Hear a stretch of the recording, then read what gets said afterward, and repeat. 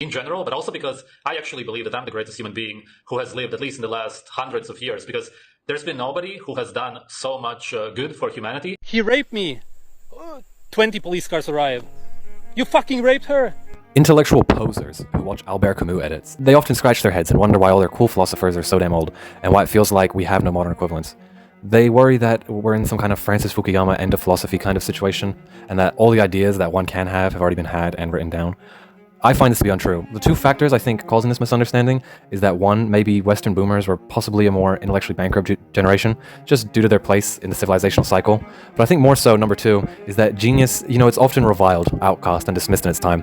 Marx died before his ideas really took off. Socrates was sentenced to death for, quote, corrupting the youth. Where have we heard that before? I once saw some geek on TikTok trying to answer the same question. And the people they summarized were all a bunch of dorky uni professors who, even with the TikToker hyping them up, had zero interesting contributions to just the world. And, that's because they're literally uni professors. I know Hegel and Schopenhauer were too, but you have to keep in mind, uni was a totally different place back then. It was a male-only institution of higher learning. It has totally transformed, possibly in every single way imaginable, since then. Do you really think that the Nietzsche of the 2020s is signing off his email with his pronouns? Get real. If you're looking for genius at uni, just may God bless your soul. You couldn't recognize genius that was 4 inches deep in your throat. You're obviously some Camus posting phony. You should commit a lifetime vow of silence and just save yourself the embarrassment of ever dumping your slop into our precious marketplace of idea. Do you really think the Siddhartha Gautama of our time is reading some book written by some liberal fairy? No. He's probably, I don't know, eating squirrel carcasses in the street or something, So this is the first episode in a series, Thinkers of Our Time.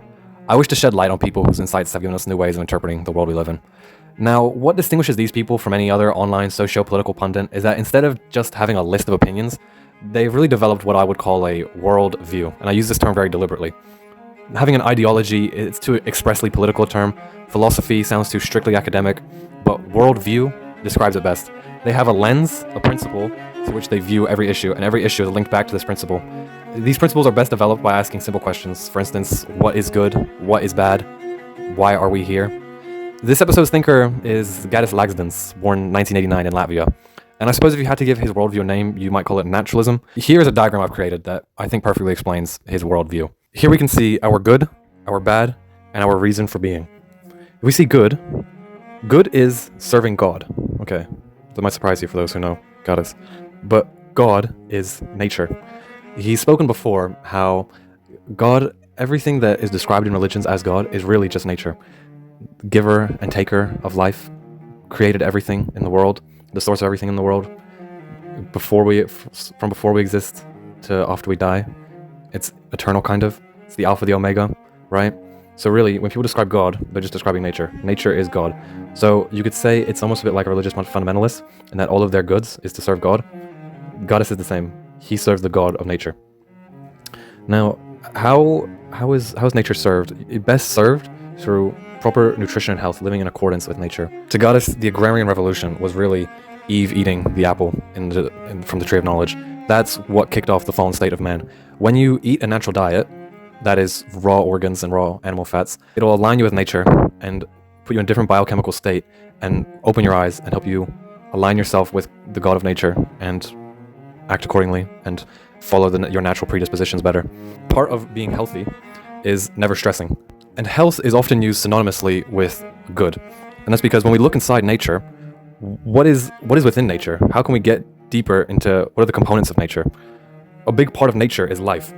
The Latin root of the word comes from the Latin root word nature references a self-perpetuating system. Now, biologists don't have a good definition of what is living, but usually they'll just use like reproduction as, is it reproducing? Okay, well, it's living. So life is very much a part of nature and a self-perpetuating system. So a lot of what's good is also what is pro-life. A big part of being healthy is decreasing your stress. Stress is one of the most unhealthy things.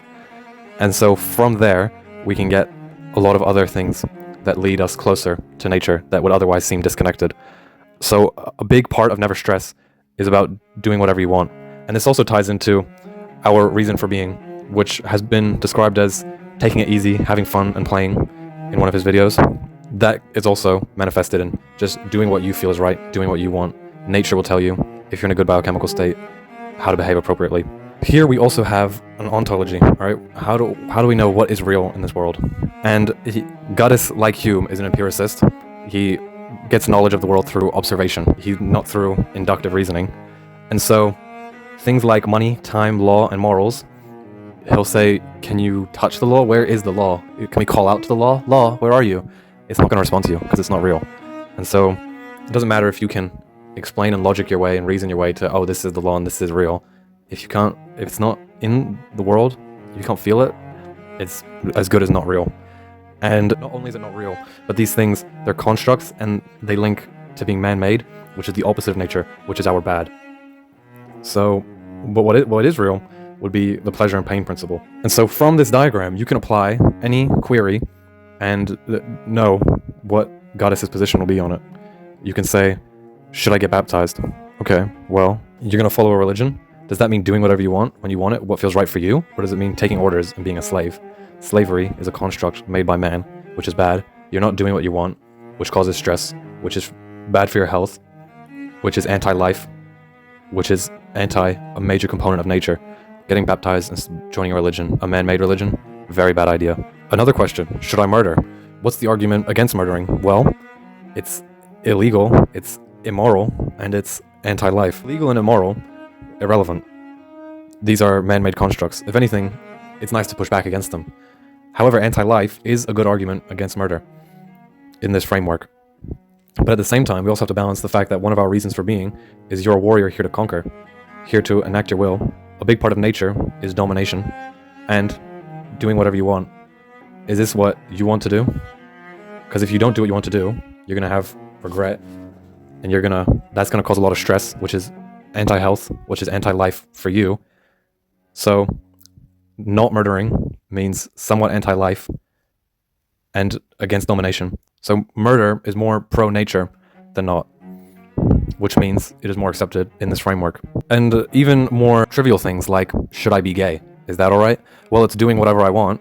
Right, but doing whatever you want isn't the core good. Doing whatever you want is a means to never stress, to health, to life, to nature. So it's invalid in this situation because just because dolphins do it, it's not natural. It's against self-perpetuation, and its anatomy is an argument that it's unnatural. You know, dolphins aren't above breaking the laws of nature. So, in his framework, as he's expressed, it is unnatural and frowned upon for him. I think if you take your thinking seriously, it's important to have a structure like Gatis and the other thinkers soon to be featured have. What unites them all, and other great minds, is that they have a defined good, bad, and meaning of life. What normies do is just apply any issue to the standard moral foundation seen above, and just react on how strongly each pulls on their heartstrings that day. So instead of a coherent worldview, they just get more of a laundry list of opinions that ebb and flow based on their ovarian cycle. For many, the concept of what's good and what's bad is so basic that they don't spend too much time in introspection, really discerning how they feel about the matter. But remember, philosophy, it is the study of the most basic fundamental components of life.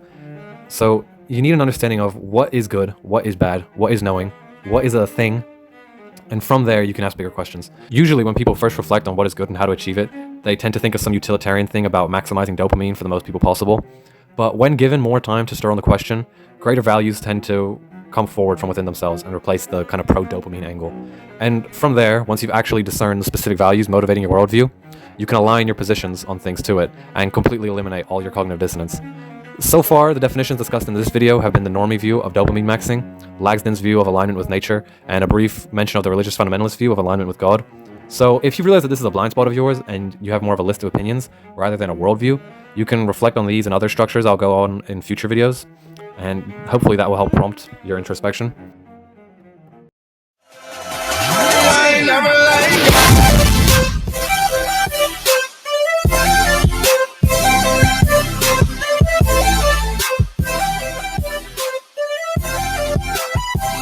I'm like, hey, what's up?